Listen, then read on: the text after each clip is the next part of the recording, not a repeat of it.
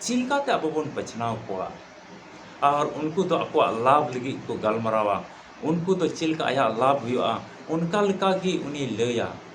तबे ने अब तो बाबन भटका और उनी ईश्वर बाबा तेज अब बन गुणमानाव डबो जोहार दड़ेया उनाइते जहां घड़ी मिट्टन के अब तलार दो से अब रे दो हुदिस जरूर कना मिट्टन मसीही कना बढ़ती और बढ़ती तेज अब जतो को ईश्वर कथा रे विश्वास कते तड़ाम हुई तबना और हाना ईश्वर दुलार रे जुड़ाव कान तहन में और ओनाइते ईश्वर कथा रे विश्वास अति जरूर कान गया ओनाइते जतो जमक कते मी मन कते घरन सुधरे जतो हर कोइजम तो अति जरूर कान गया नोआ कान गया अब मसीह जीवन रे असल असला मतलब ते तो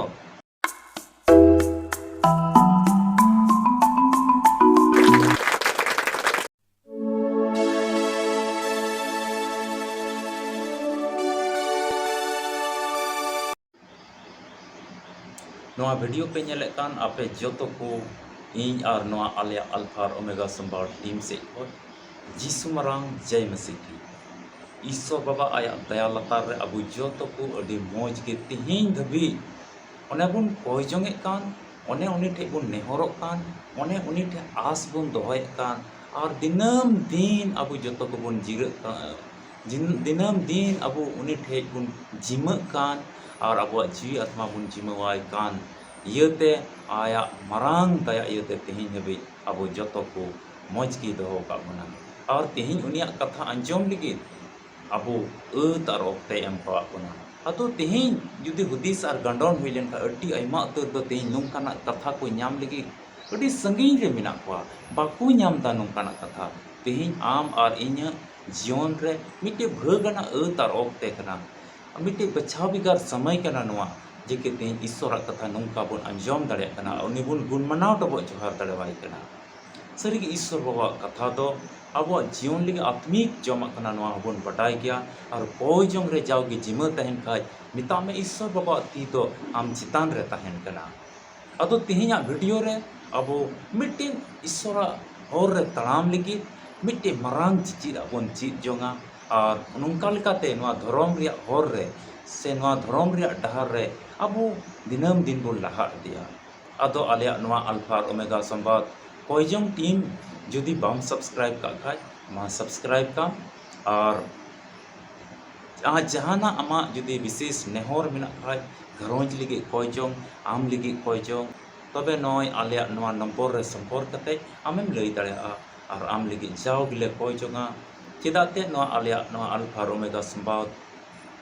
कोइजोंग टीम कना और नोआ रे जाओ घड़ी 24 घंटा कोइजोंग चला कना और उनका लेकाते ईश्वर बाबा आया मरांग कमी को नोआ होते ते सदर दा ईश्वर आगे सरहा हुयुताय तबे बांग बिलम कते वीडियो मा मन लगा कते नेल में अब मुचे हबी नेल में जदि तला रे आमेम स्किप एकन खाय गसा परम एकन खाय आम बाम बटाय दाड़े नोआ दुलड़िया बुहा मिसरा को तेहिन अब ईश्वर कथा बन अंजम दा अदो नोआ धरती तड़ाम टुडंग रे अब मसीही जीवन रे मेना बोना जहां दो अलग अलग टुठा रे मेना बोना जहां दो आतो ओड़ा रे जहां दो शहर बाजार रे मेना कोआ जहां दो बुरु लुदाम रे मेना कोआ जहां दो जंगल एरिया रे मेना कोआ उनका के जुदे जुदे परिवेश रे मेना बोना जुदे जुदे टुठा रे बन तहन कना अलग अलग जगह रे बन तहन कना और ईश्वर रेन गिद्र तेज हुई कते अब उनिया हर रे बन तड़ाम दा और तेज उनी बन गुणमानाव डबो जोहाराय कना तबे तेज मिटेन अब मसीही जीवन रे नोआ मसीही हर रे तड़ाम रे तेज अब तला रे नौकान अयुर को को ᱧᱟᱢᱚᱜ कना अकोय दो मिटे मिता में एड़े नबी मिता में एड़े चिचित को झूठा चिचित को तेज अब तला रे मेना कोआ अतो उनको तेज चिलकाते अब बन बचनाव कोआ और उनको तो आपको लाभ लगी को गलमरावा उनको तो चिलका आया लाभ हुआ उनका लेका की उनी लया और ईश्वर अका कथा कना उना कथा से लेकाते बाय लया उना येते तेहिन उनकान को कोई तेहिन संतोर तो अटी हुयु जरूर कान तबोना अबो संतोर काय तहन हुआ चिदाते सस्तोर होय मेनदा दा एड़े नबी कोई संतोर काय तहन में एड़े नबी कोई आपे को तलारे एड़े नबी को हिजुआ और आपे को भटका पिया आमा नौकान नौकान कथा आमा घरोंज रे हिकते लया आपे जो तो मन को भटकावा ओका सरिया हर रेम तड़ाम दा ओना को भटकाव होचो मिया और बड़ी से इदी मिया तेहिं और उनका लेकाते आम दो बड़ी से एम चला और उनका लेकाते शैतान दो अत और ओक्ते ᱧᱟᱢᱟ और गई घट रे ᱧᱩᱨᱩ मिया ओना इयते तेहिं उनको एड़े नबी को बंचाव कान तहन हुआ उनको झूठा चिचिक को झूठ मिता में एड़े फसियरा उनको तलार दो तहन कना उनको को बंचाव सहाड़ कान तहन हुआ तबे ने अबो दो बाबन भटका और उनी ईश्वर बाबा तेहिं अबो बन गुणमानाव डबो जोहार दड़ेया उना इते जाओ घड़ी मिट्टन के अबो तलार दो से अबो रे दो हुदिस हुई जरूर कना मिट्टन मसीही के नाम क्रिस्तान बुहा मिश्रा के नाम क्रिस्तान विश्वासी के नाम आम तो तबे ईश्वर कथा रे बाइबल रे कथा रे विश्वास में बाइबल रे कथा रे शास्त्र रे कथा रे आम विश्वास चेद में हनी ने कथा रे आलम विश्वास जेकि हे शास्त्र रे कथा कना ओना से इन दो ईश्वर हर रे तड़ाम दा शास्त्र रे नोंका ऑल कना चिदाते एतोहब रे कथा ते तहे कना कथा ते की सौर तुले तहे कना उनी कथा ते की ईश्वर दो कना है ओना इते बढ़ती और बढ़ती तेहिं अबो जतो को ईश्वर कथा रे विश्वास कते तड़ाम हुई तबना और हनी नई को लय कान से एड़े ललय को झूठा फसियरा अकय को मेने कान लय कान और विश्वासी को भटकाय को उनका को अड़ी संतर काय तहन हुई तबना तेहिं ओना इत अब मन अंतर जाओ घड़ी बन संतर कता बना और उनकान को कोई बंचाव कान तहन हुआ तबे तेहिं उनकुआ कथा को बांग अंजम कते तेहिं नवा मसीह जीवन रे चिलका तहन हुआ सस्तर चे मिताबन कना तिला हुडी मिचा मिटे कली बन पढ़ावा बाइबल को और अब बन बडाया जिकी अब तेहिं सस्तर चे मिताबन कना ᱧᱟᱢ अबन जिहुदावा चिट्ठी और पहिल हटिंग और पढ़ाते दो 21 कली ओंडे मेनदा नुंका अपने आप को परमेश्वर के प्रेम में बनाए रखो और अनंत जीवन के लिए हमारे प्रभु यीशु मसीह की दया की बाट जोते रहो मेंदा आम अपनाते ईश्वरा दुलर रे जुड़ाव कान तहन में और जायजुग जीवन रे मिटे कोयो और रे तहन में नौका की प्रत्येक दिन नौका की दिनम दिन रे जीवन अब हुई जरूर करना और इस जायजुग जीवन रे कोई और रे तहन हुई तबना उनका दिनम दिन रे जीवन केनमा हुई तबना वो और ईश्वरा दुलर रे मीत हुई तबना ईश्वरा दुलर रे मीत खान बन तहना तबे नौका लकाते उनको एड़े नबी को बंचाव बन तहना और बखाई दो नौका हुई कना घरोंच रे आमा हेजना और अवड़ी पथौड़ी पढ़ाव के मिया और आम तलारे